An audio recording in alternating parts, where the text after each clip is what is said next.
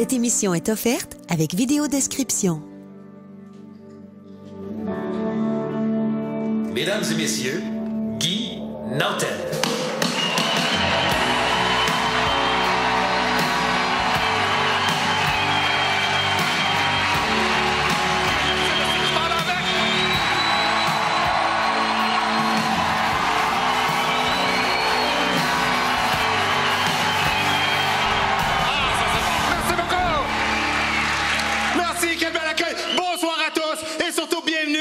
Magnifique spectacle ayant pour thème nos droits et libertés!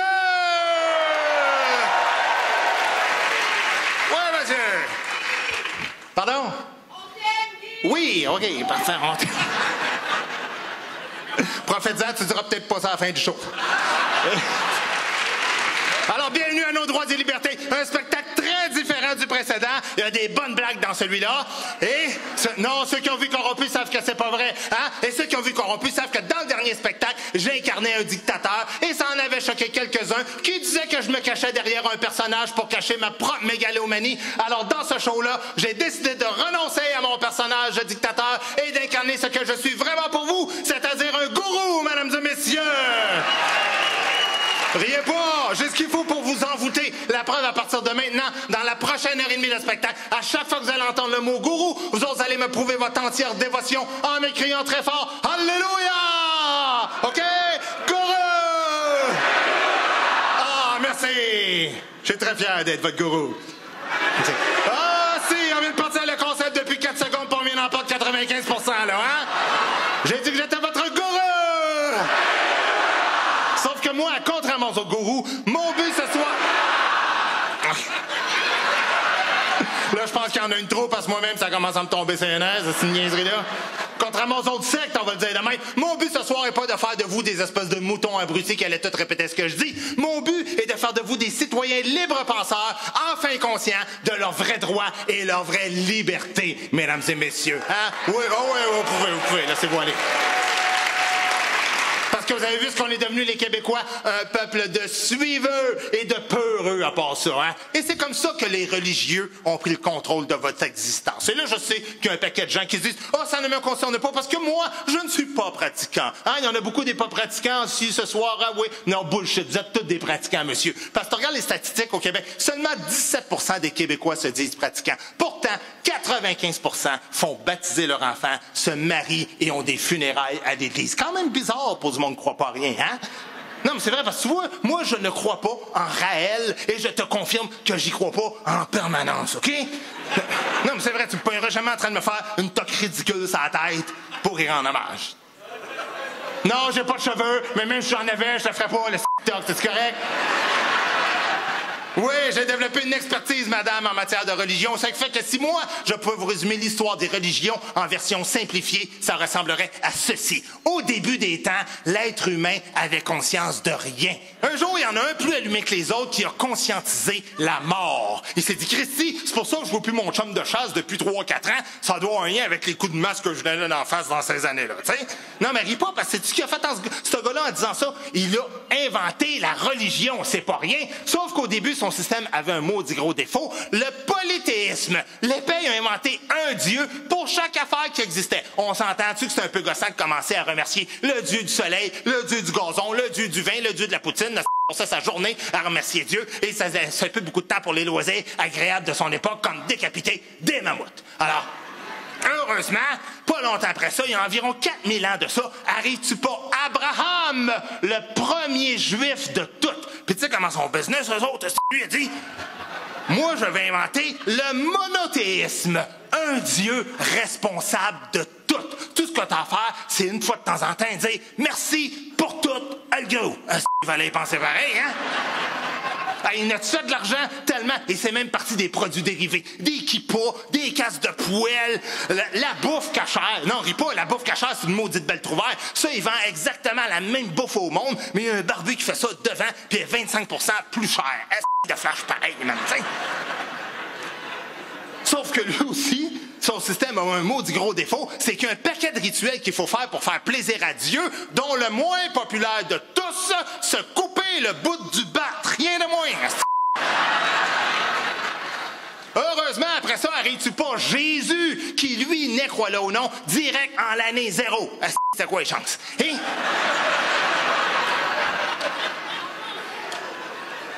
Non, mais Jésus, c'était le deuxième arrivé dans le business lucratif de la religion, hein? Fait que lui, il s'est dit, moi, il faut que mon histoire soit plus passionnante que celle d'Abraham. Fait que Jésus s'est engagé 4 scripteurs sortis de l'école de l'humour.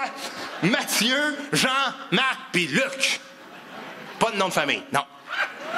Ben non, t'as pas remarqué? Ils n'ont pas de nom de famille, ces gars-là. Détail beaucoup moins connu de l'époque de Jésus, c'est que dans son temps, les drogues étaient parfaitement légales. Alors, côté cohérence, les scripteurs de Jésus étaient vraiment pas têtes dans tout ce qu'ils nous ont rapporté. Alors, selon leur version des faits, ça a l'air qu'au début, Jésus naît d'une mère vierge, yeah right. Après ça, Jésus, là, marche sur l'eau. Ouais, ça fait capoter bien du monde, mais le truc est simple, ça s'appelle l'hiver. Ensuite, il multiplie les pains. Ça, c'est un autre affaire. Ça fait chier bien du monde, l'épisode des pains en passant. Il en parle pas beaucoup dans la Bible. Le monde t'es pas content. T'es le tout-puissant. Le monde crève de faim. Toi, tu peux faire paraître ce que tu veux. Me semble que tu starts ça avec quoi? Des T-bones, des sushis, des Pokéballs, les affaires la même. Non, lui, Jésus, un pain sec par personne, pas de beurre, pas de Nutella. Puis en plus, Jésus a le vilain défaut de parler en parabole, ce qui n'aide pas du tout à la compréhension du personnage. Christy, tu viens s'entendre une fois pour sauver l'humanité. Toi, peut-être clair dans tes conseils. Eh non, il nous parle avec des phrases comme « Laissez venir à moi les petits-enfants », ce que d'autres vont plus tard interpréter en « Laissez-moi venir dans les petits-enfants ». Merci.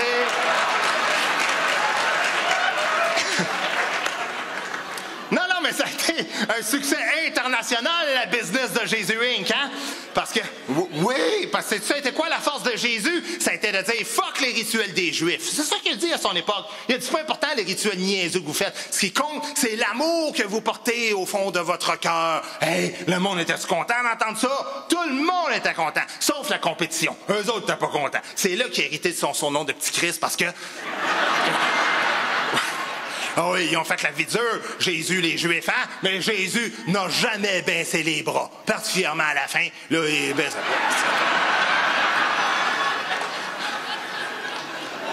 Mais l'histoire finit pas avec Jésus en passant, parce qu'après ça, arrive-tu pas Mahomet qui lui dit « Hey, ne mettez pas la charia devant l'hébreu. » C'est un excellent jeu de mots, ça, madame, avec un regard condescendant, là. T'essaieras d'écrire une joke de même, tu vas voir que... Moi, c'est Gad Elmaleh, parce qu'il me l'a écrit, ce joke. Bon, Mahomet, on le connaît moins que les autres prophètes, là, mais Mahomet, c'était pas un rigolo, hein? Remarquez, ça a apparu dans sa descendance, mais lui... Non, mais il faut se mettre à sa place. Mahomet, c'était pas évident pour lui, parce que lui, c'est le 3e arrivé dans le business de la religion. Alors, ça devenait beaucoup plus difficile pour lui de recruter des nouveaux clients. Alors, Mahomet, il a travaillé plus sur la technique de vente, je te dirais. Mahomet, il a inventé, comment j'appellerais bien ça? Appelons ça la vente sous pression.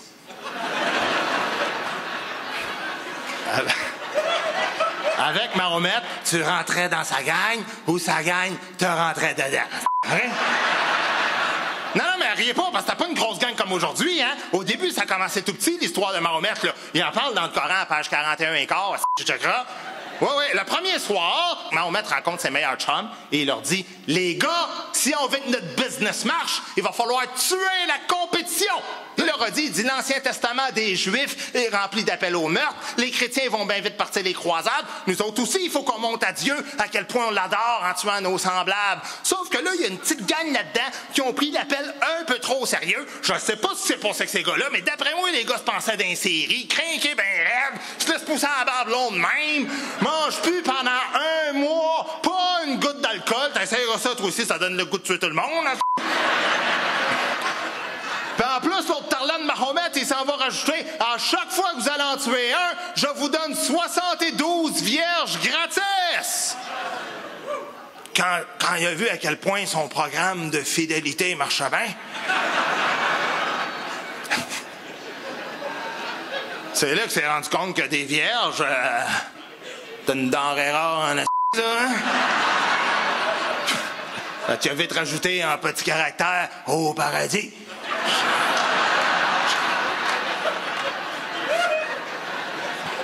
Ben ça, c'était pas plus brillant, parce que là, les gars voulaient tous aller au paradis au plus sacré, voir ça, ces vierges-là. Non, mais ils voulaient tous mourir. Le djihad a tellement pogné, ils s'entretuaient les uns les autres. Lui, c'est un sunnite, bang! L'autre, c'est un chiite, bang!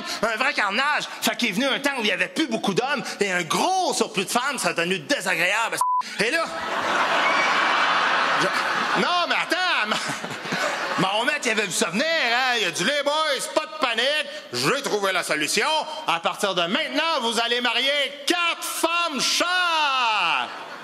Non, ça n'a pas marché tant que tu penses, le vicieux, parce que... Parce que les gars, ils se sont dit 4 femmes, c'est aussi 4 belles-mères. Et... Non, mais je veux pas être plate, mais il dit 4, pas facile à trouver, ils sont pas toutes cute. Non, mais t'es dit, je le sais, on va leur voiler la farce.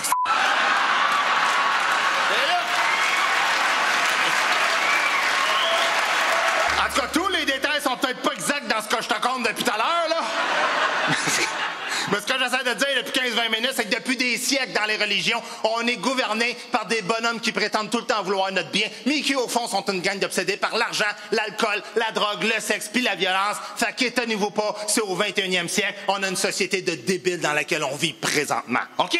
Alors, afin de mettre un terme à toute la vague de folie endiguée par les religions depuis quelques années, j'aimerais ce soir prodiguer quelques conseils. Premier conseil de tous, si tu es un croyant, peu importe ta religion, s'il te plaît, fais un effort pour être cartésien. OK? Non, l'éternité ne dépend pas de la seule vie actuelle que tu as. C'est trop court. On vit pas assez longtemps en ce moment. Une vie, ça passe demain. Une vie, ça passe dans le temps de faire... Fait que pour revenir à la religion, toi, tu vas me faire croire que moi, mon sort éternel va dépendre de ce que j'accomplis dans la durée de... Ça n'a pas de sens. Moi, je fais le cadre pendant... Là, je suis pour l'éternité. Je nais dans une mauvaise famille, pas encore pour l'éternité. Fait que moi, je me dis, oh ben non, il n'y a rien après la vie où il y a une infinité de... qui fait que tu peux évoluer. Oui, excusez la première rangée, mais... voyez ça comme une bénédiction. Oui, une bénédiction de votre gourou! Deuxième point bien important. Si Dieu existe vraiment, arrête de penser qu'il accorde de l'importance à tout ce que toi, tu fais de tes petites journées personnelles. Je m'explique. Mettons que j'échappe une cuillerée de yogourt à terre au soleil en plein été. Je suis à la base de la vie de milliards de bactéries. Je suis en quelque sorte leur Dieu créateur. Mais je ne m'intéresse pas à chacune d'entre elles pour autant. OK, ce que j'essaie de te dire, parce que t'as pas l'air d'allumer ces métaphores à soir, là, c'est que si tu gagnes un Oscar, une Coupe Stanley ou un combat de boxe, arrête de remercier Dieu comme un sans-dessin. Dieu n'a pas de parti pris pour toi en particulier. Dieu n'est pas un amateur de sport, ni un critique de cinéma. Dieu, c'est un monsieur qui a échappé du yogourt il y a 14 milliards d'années.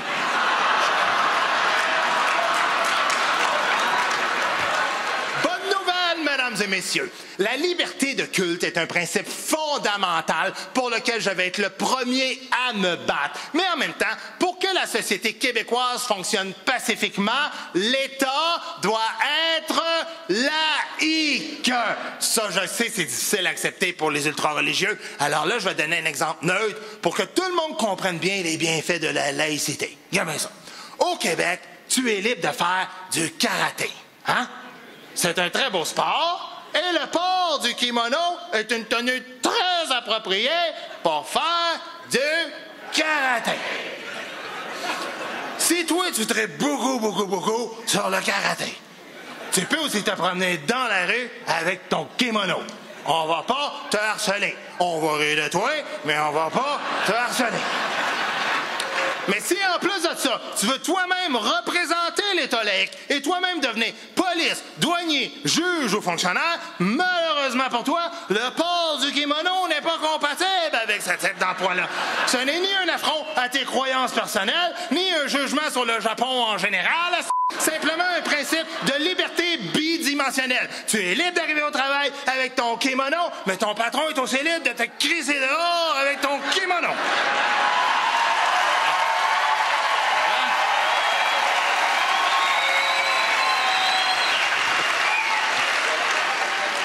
Bon, pour terminer le bout des religions, parce qu'on parle pas juste de ça pendant ce spectacle-là, j'aimerais terminer en prodiguant quelques conseils aux 3 grandes religions monothéistes qui font toute la merde sur la planète Terre depuis à peu près 300 ans. À commencer par les catholiques, à commencer par les bonhommes au Vatican, le pape, sa gang de cardinaux arriérés. Concentrez-vous sur un principe fondamental, vous autres, l'amour. Arrêtez de vous enfarger dans les fleurs du tapis. Puis arrivé au 21e siècle, oui, une femme, c'est capable de dire une messe, imagine-toi donc. Le pénis n'est pas un accessoire indispensable quand vient le temps de parler d'amour sincère.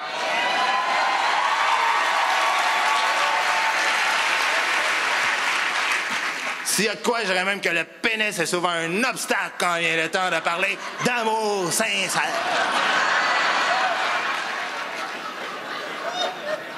Puis les curés qui n'arrêtent pas de parler contre les homosexuels depuis à peu près 50 ans, je pense que là, on a fait le tour de ce sujet-là. Hein? D'ailleurs, je te dis, moi, des curés qui parlent contre les gays, t'es un petit peu comme des végétariens qui parlent contre les légumes. T'es plutôt mal placé pour te prononcer.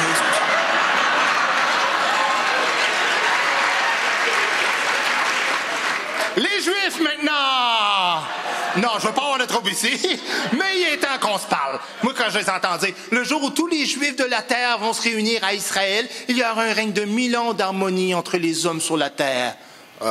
Si l'harmonie entre les hommes est ta grande priorité, comment juste par saluer tes voisins dans la rue à Outremont, ça va déjà faire un bout d'harmonie de Ridley, c'est terrible.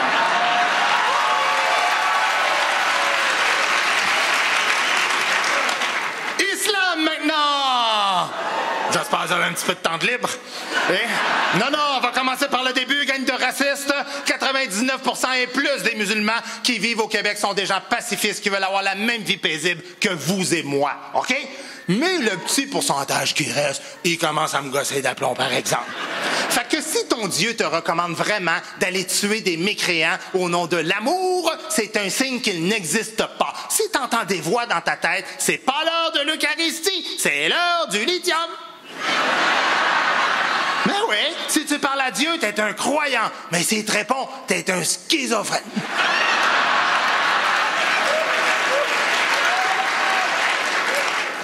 Maintenant, pour ce qui est du port du voile intégral, le full face en bon québécois.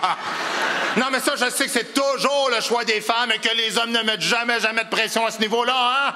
En bout de ligne, on s'en sent qu'un peu de savoir qui c'est qui a pris la décision. Ça rend pas le concept plus légitime, soit dit en passant. Parce que, au Québec, on a juste 2 exigences au niveau vestimentaire. C'est monte ta face, puis cache ton entrejambe. C'est pas compliqué? Non, mais je le dis parce que les gens ne savent pas, mais moi, j'aimerais beaucoup ça qu'on vive tout nu en société au Québec. D'ailleurs, moi, avant, me promenais tout nu dans la maison chez nous, les rideaux ouverts, mais mes voisins n'aimaient pas ça. Fait que tu vois, moi, je me suis adapté à la majorité. Fait que tout c'est pareil, mais à l'envers. Tu vois, moi, je choque parce que je peux passer de linge, mais tout le choque parce que t'en portes un peu trop. Fait que tu vas enlever de bout de linge quand t'as devant ta face, moi, me mettre devant ma zwin, pis on va vivre ensemble en collectivité.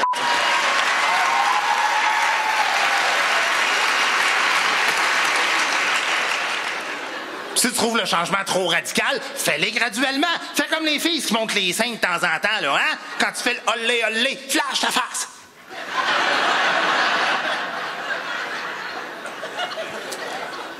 Maintenant, le jeûne au Ramadan. Ça, le jeûne au Ramadan, c'est censé être un rite de purification. Si le fait de ne pas manger te rend plus agressif qu'en temps normal,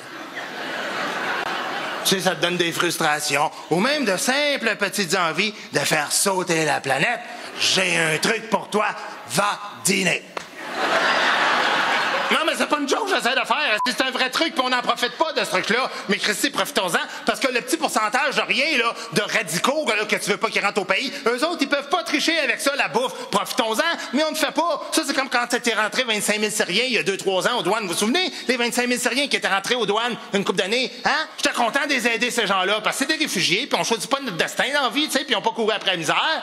Mais souvenez-vous comment ça a commencé? Au début, c'était spécial parce qu'on savait pas trop comment... C'était la première fois que ça arrivait au Québec, puis ils étaient nombreux, puis ils se ressemblaient tous parce qu'ils sont faits en série, ces gens-là. Puis...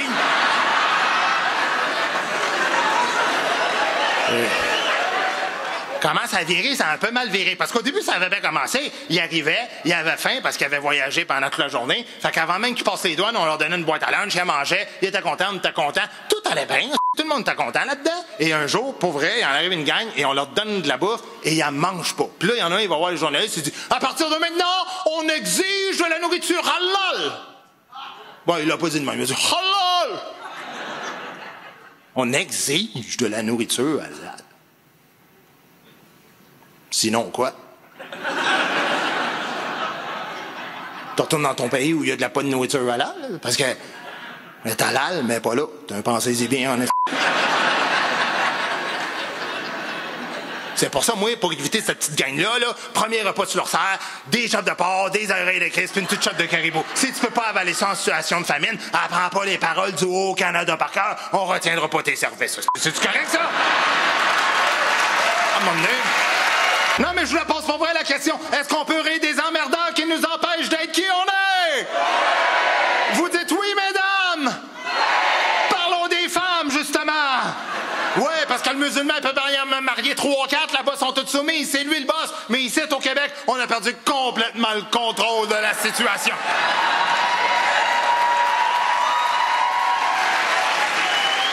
Ben, c'est rendu que tu salues une fille que tu connais pas. Hey, je t'ai pas donné mon consentement, fuck you. C'est correct, ça, comme consentement? Ouais, vous êtes insupportable avec vos maudites niaiseries, là, des concepts débiles. Comme la culture du viol. C'est la culture du viol. C'est quoi, ça, la culture du viol? Me semblait qu'on vivait dans une société au Québec où il fallait pas faire d'amalgame entre les individus. Quand on parle des hommes blancs, c'est facile de les mettre tous dans le même paquet. C'est de chez nous, hein? Comme quand il y avait eu l'histoire de la fille qui avait couché avec le ministre libéral, le grec, c'est quoi son nom? Souvlaki? Hey! T'entendais ça partout. Culture du viol. Les hommes sont tous complices. Quoi?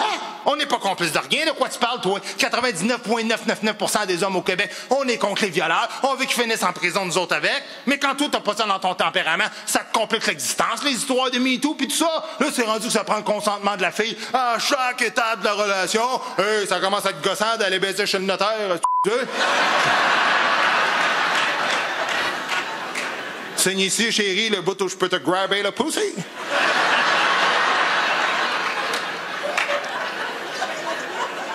Tu mettras tes initiales sur le paragraphe sa sodomie des fois que... manquerait de viso. Mais... Non, mais des fois, vous sortez des arguments de même qui n'ont pas rapport, dans des situations qui n'ont pas rapport, quand on a appris que dans cette histoire-là, la fille dans l'histoire était peut-être même prostituée. Christy, t'entendais les féministes radicales, culture du viol, ça n'a pas rapport dans l'histoire, ce détail-là. Quoi? Mais ça a rapport dans l'histoire, de quoi tu parles? Non, mais on n'est pas en train de dire que c'est correct de violer des prostituées, mais quand on est en train de débattre de la notion de consentement sexuel, le bout où c'est peut-être l'emploi de la fille d'aller coucher avec le monsieur a quand même rapport dans l'histoire. C'est comme si t'apprends qu'un de mes chums a mangé une volée hier soir dans un bar. Tu vas capoter, mais si t'apprends le détail, pas important, que mon chum, c'est le doorman du bar en question, on va s'entendre que son emploi l'expose un peu plus au claque à l'œil que s'il est en charge de trimer des bébés caniches dans un pet shop. Qu'est-ce que tu comprends pas là?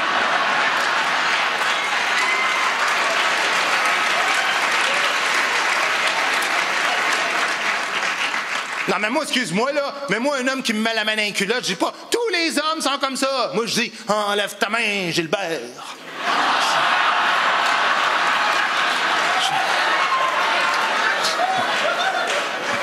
Oui, on a eu un automne chargé en termes de gros cochons au Québec l'an passé, hein? Oui, non, ça a déchargé à un moment donné, mais il y a un bout de se charger. Non, mais il y a une semaine en particulier qui est intense. Vous souvenez-vous, la semaine intense, à tous les jours, il y en avait un nouveau, hein? Ça a commencé avec Éric Salvaire, le lendemain, Gilbert Rozon, Michel Venn, Michel Brûlé, Gilles Parent à Québec. C'était épouvantable, hein? Pour ces hommes-là, parce que c'est des victimes, ces hommes-là, en quelque part. Et arrêtez, pas capable de placer un mot depuis tout à l'heure. Mais... oui, il y en a qui ont payé cher, excusez, pardon. Hey, des gars comme Éric Salvaire. OK, je veux bien croire c'est grave ce qu'a fait Éric Salvaire. Mais soyons honnêtes, tout le monde ici ce soir. Quel homme ici dans la salle n'a jamais déposé son pénis sur le bureau d'un collègue pour faire avancer un dossier? Hein? Non. Toi non, hein? Mais non, toi tu le faisais pas parce qu'il se rendait pas, OK? Mais Salvaire, il se rendait en tabarnak. Des fois, c'est 4 bureaux à côté. Travaille!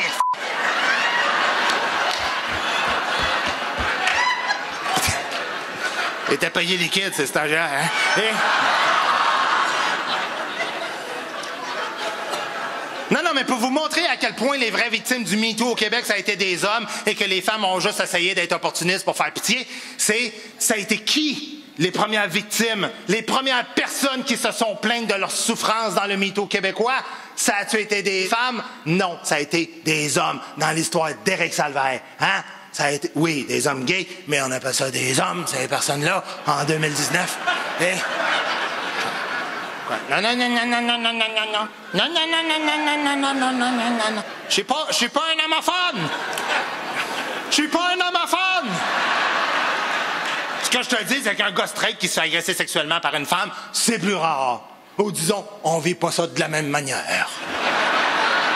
C'est vrai, on s'entend que c'est rare. Tu vois un gars qui se confie à son meilleur chum. Tu sais pas quoi? Ma boss rentre dans le bureau hier, me confie un dossier. Ben, les boules à l'air, elle commence à me frotter à la poche.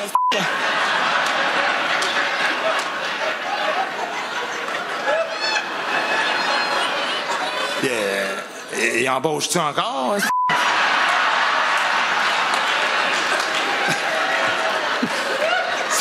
C'est de l'humour, madame, OK? On a le droit de faire des jokes là-dessus. Faites-moi pas votre culture de l'arbaïde. Elle me fait la culture de l'arbaïde, t'as vu ça? Oh!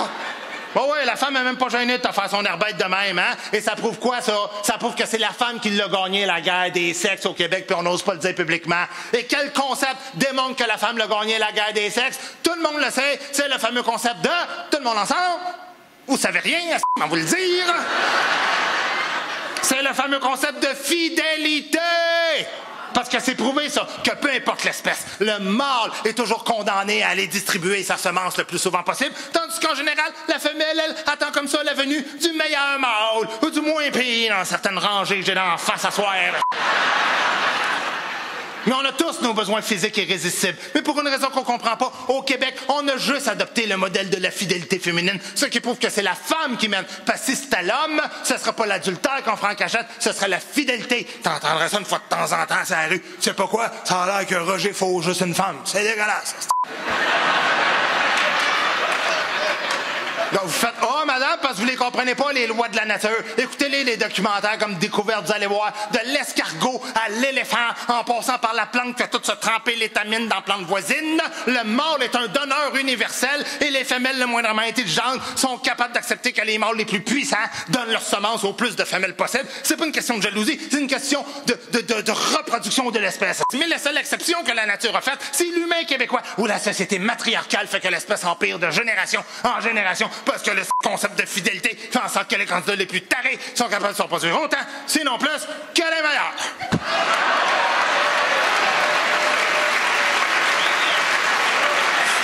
Non, mesdames, vos hommes vous le diront jamais, mais moi, je peux parler en leur nom et vous jurer que tous les hommes ici présents coucheraient volontiers avec le plus de femmes possible s'il y avait des vrais droits et des vraies libertés, OK? Et là, je vois un paquet de gars qui me regardent puis quelques-uns qui font « Oh, il a raison, mais il a forme-tu son gueule, lui? » Ah oui, des filles qui disent « Oh, excellent sujet de conversation dans le char, retourne à la maison! » Ben, faites-vous-en pas, il est pas calme, votre Cupidon. Qu'est-ce qu'il va vous dire dans le char? Il va dire, lâche-moi que ça, là. Nantel, c'est un humoriste, faisait des jokes, je pense.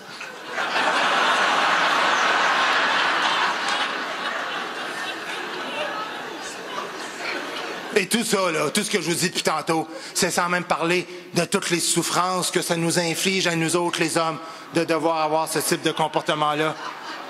Parce que pensez-vous que nous autres, on va coucher avec plein de femmes par plaisir? OK, non! Qu'est-ce qui nous porte à nous comporter de même, madame? C'est ça la question que vous n'êtes jamais posée, OK? Mais moi, vous le dire, ce qui nous porte à avoir ce genre de comportement-là, c'est scientifique. Ça s'appelle la testostérone. Et la testostérone induit deux pulsions majeures chez l'être humain, baiser et tuer son prochain. Et qui est pogné avec le fléau de la testostérone? Nous autres, les hommes, pas les femmes, à part quelques Russes aux Olympiques. Ben, au lieu de nous comprendre ici, ça fait 40 ans que les matrones québécoises nous imposent des comportements qui n'ont aucun rapport avec notre vraie nature d'homme, puis qui nous demandent à nous autres, les hommes, d'être maternels, d'être attentifs, d'être présents à leur accouchement. Ça nous intéresse pas, ces niaiseries-là. C'est correct, ça? Oui, hein? Il n'y a jamais personne qui vous a parlé de même dans votre vie. Ça va rentrer puis ça sortira plus. Écris-moi.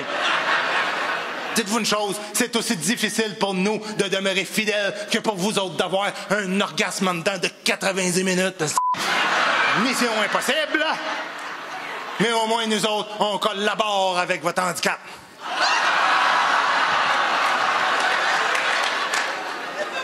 Alors, qu'est-ce qu'on doit retenir de ce petit bout de spectacle-là? Eh bien, c'est que l'homme est un généreux donneur universel, tandis que la femme est plutôt un récipient inerte qui de surcroît impose sa nature morte à l'homme. Ah, faites des choses si vous voulez, ça me dérange pas. Vous allez voir, je vais même avoir un prix pour ça après ma mort. Mort qui s'en vient bientôt à regarder la face de certaines femmes. Vous trouvez que ma femme est une sainte de mort durée, hein? Oui, ben vous avez bien raison. Mais en même temps, soyons honnêtes, elle peut pas vraiment trouver mieux non plus. Quoi, c'est vrai. Elle a pas mon charisme, ma femme, hein? Non, pour vrai, t'en connais pas, tu l'as jamais vu, mais... Non, elle est correcte. Comment je pourrais vous décrire ma femme respectueusement? Disons que ma femme, c'est pas un mannequin, mais t'es pas gêné d'aller faire l'épicerie avec ça.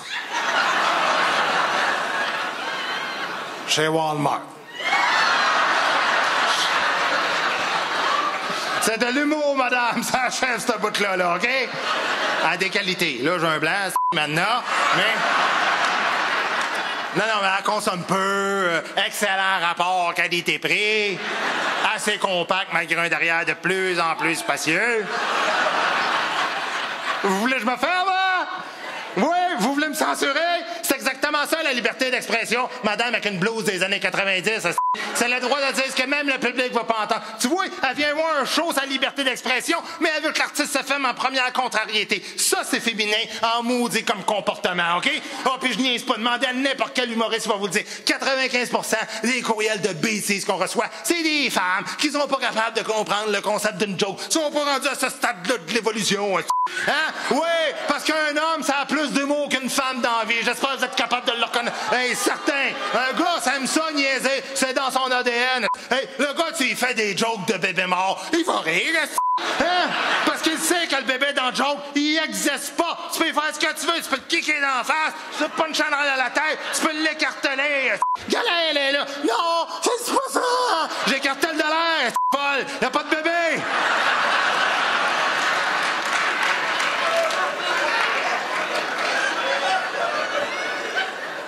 Tu le vois, c'est dans son ADN d'être gossante, hein? Parce que la femme, elle peut pas se contenter de juste pas rire quand elle trouve qu'une joke est pas drôle. Faut qu'elle te rajoute un « Ben là, franchement! » Ben moi, faites des franchement tant que vous voulez. Ça m'intimide pas, moi, des femmes en 2019. Devenez toutes femmes. Promenez-vous les seins nus. Vous, ben pas vous, mais les autres.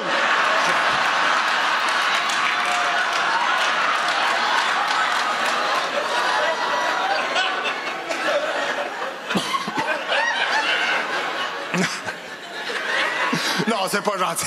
C'est pas gentil, pour vrai. Non, j'arrête tout ce que j'ai dit depuis je sais même plus jusqu'où reculer. Depuis bonsoir tout le monde. Non, c'est parce que depuis tantôt, là, je donne une fausse impression. Là, depuis 15 minutes, j'ai l'impression que j'ai juste les femmes dans la société et je tiens à rectifier le tu publiquement. Tout le monde est égal dans la société, moi, OK? Non, le vrai problème, c'est pas les femmes. Le vrai problème qu'on vit présentement, c'est la féminisation de notre société, hein? Ça, on a un maudit problème là-dessus. Parce que tout est plus féminisé. Tout le monde, tous les concerts, les femmes, les hommes, ça se met des bouts de chandail propres, hein? Les jeans serrés, je vois les notes depuis tout à l'heure. Et là. Lui, tu le vois, il est semi-gay quand tu l'as dans ta face, ce gars-là, hein? Non, sérieux, tu t'habilles pas quand t'es straight, tu ne mets pas ce linge-là. Mais moi, je suis pas homophone. Je vous accepte comme vous êtes. Pas vrai, ça me dérange pas. Puis, bon, il pleure.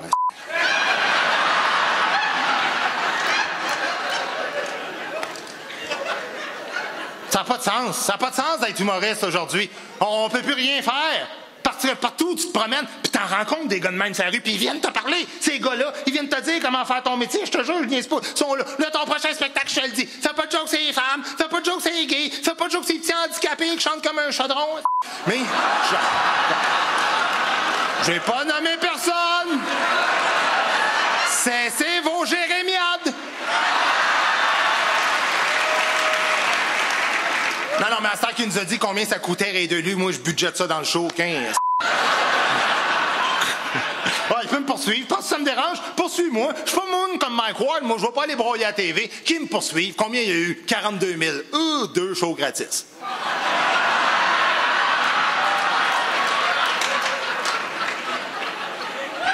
Ou 2 ans pour Mike. Mais... Ah oui, oui, des courriels haineux, ça avec ça me fait rire. Tu vas avoir des courriels haineux, Guy. Hey, des courriels haineux en passant, j'en ai eu des centaines dans ma carrière. Des milliers si je compte ma femme. Puis...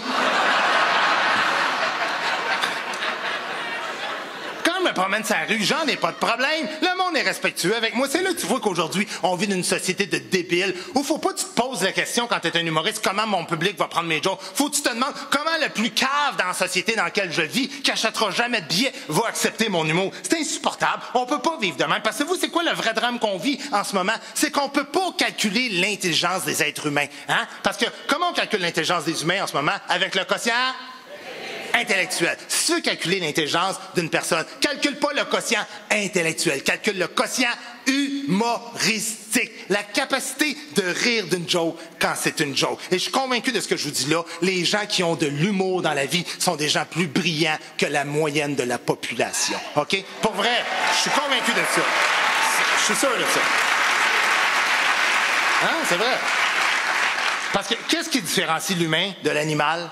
À part le papier de toilette, c'est l'humour, ben oui. Et il y a des gens, là, qui ont un gros quotient intellectuel, ils ont une bonne job, une bonne paye, tout ça, mais ils ont 0 quotient humoristique. Puis on en voit partout, hein? On les voit, on les reconnaît, ils votent Québec solidaire, puis...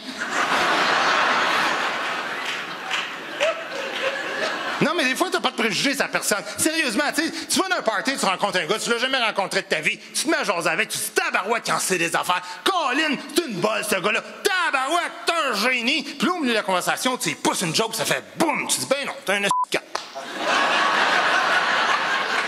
Mais faut pas porter de jugement hâtif sur ces gens-là parce que on pense toujours que les gens qui ne rient pas dans la vie, c'est parce qu'ils se retiennent de rire. Non, c'est pas comme ça que ça fonctionne. Les gens qui ne rient pas dans la vie se retiennent pas. C'est neurologique leur problème. Ils sont constitués comme ça, sont faits dans leur tête, pareil comme un autiste, tu sais. Et non, mais je ris pas des autistes en passant. Pour vrai, mon frère est déficient mental et autiste. Puis si tu rencontres mon frère dans la vie, là, au début, tu le vois pas tout de suite qu'il est autiste. Ça paraît pas tant que ça physiquement. Tu sais, tu le regardes, tu te dis, oh, il a un regard flottant, il vient des régions. Non, c'est parce que...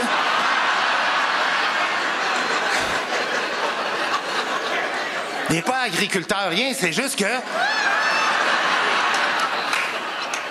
Il est autiste. Puis le meilleur truc pour reconnaître un autiste, c'est tu sais quoi? C'est que, non, mais je te jure, c'est un vrai truc. En tout cas, ça marche avec mon frère, c'est que tu lui parles d'un paquet de sujets sérieux, puis au milieu de ça, tu lui fais une joke. Et mon frère, en tout cas, est incapable de faire le changement, le switch de niveau de langage. Il comprend pas où tu vas en venir avec une joke. Fait que lui, tu dis, mettons, puis les Canadiens, ils ont une meilleure saison que prévu. Ouais, on les condamnait au début de la saison, ben finalement, ils ont toffé jusqu'à la fin. Hey, puis on a-tu un hiver fret? On a un hiver fret, il a neigé tout l'hiver, puis le printemps qui pogne pas. Hey, en passant, toi, tu sais quoi la différence qu'il y a entre une banane et un poisson rouge? Oui, parce qu'il y en a un qui est un animal, l'autre c'est un fruit, la banane est jaune, le poisson est rouge. Je comprends pas pourquoi que tu compares les deux.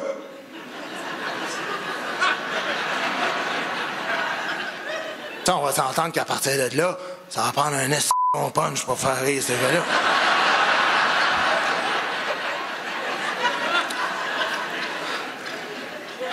Ben, les freaks du web qui nous écrivent à tous les 2 jours pour broyer sont constitués de la même manière dans leur tête. Peu importe la pertinence de tes propos, peu importe la qualité de tes jokes, tu peux être sûr d'une chose, la conversation va finir qu'ils sont blessés. Et comprends-moi bien, ils sont contents d'être blessés, ce monde-là dans la vie, hein? Ça, je te jure, hey, les humoristes passent à TV, ils vont tous les écouter. On met même un avertissement au début. Ce spectacle contient des propos qui pourraient choquer certains de nos téléspectateurs les plus caves. Nous préférons vous en avertir. Puis là, ils écrivent après ça. Vous m'avez blessé, monsieur l'humoriste. C'est une atteinte à la dignité humaine. Vous saurez une chose. Tous les êtres humains ont le droit au respect. Vous êtes un esclave de gros chien sale et carrant. Et c'est exactement pour ça qu'on peut plus rien dire à personne de nos jours, hein? Mais c'est aussi pour ça que les profs dans les écoles peuvent plus faire de discipline de peur de blesser les petits enfants, et que les humoristes peuvent faire de jokes pour pas blesser les épais, et que les prisonniers sortent au 1/6 de leur table pour qu'ils soient blessés en sortant, et sont en train de demander aux pompiers de pas éteindre les feux pour pas blesser les pyromanes. À un moment donné, on peut-tu dire quelque chose sans blesser personne? Parce que moi, je suis vieux en passant, hein? Moi, j'ai commencé ma carrière avant l'invention des médias sociaux. Oh, la belle époque, toi, hein? L'époque où il y avait autant d'épais qu'aujourd'hui, on lit il voyait pas. C'est bien fait.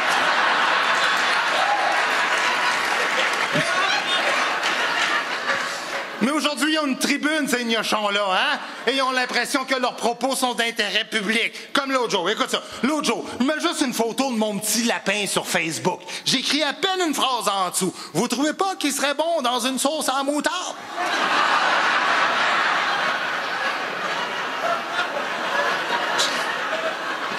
Là, j'ai une végétarienne radicale qui me rentre dedans. Ah, c'est barbare de carnivore sale. Moi, je la traite de grosse dinde. Là...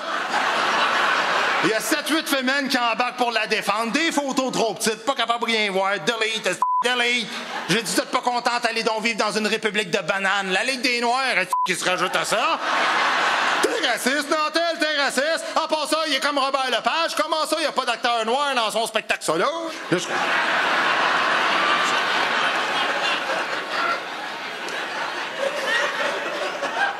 Après ça, le monde m'écrit tout le temps. Comment ça, t'es pas plus actif que ça sur les médias sociaux? Tu veux savoir pourquoi je suis pas actif sur les médias sociaux? Mais te le dire. Parce que pour la première fois de l'histoire de l'humanité, on vit une société où plus t'es calme, plus t'as de la visibilité. Tu sais, moi, je sais pas si ça prend pour préserver les droits et libertés de tout le monde dans la société québécoise. Mais je sais une chose, par exemple, c'est qu'une société dans la misère arrête jamais de rire. Mais une société qui arrête de rire devient vite misérable.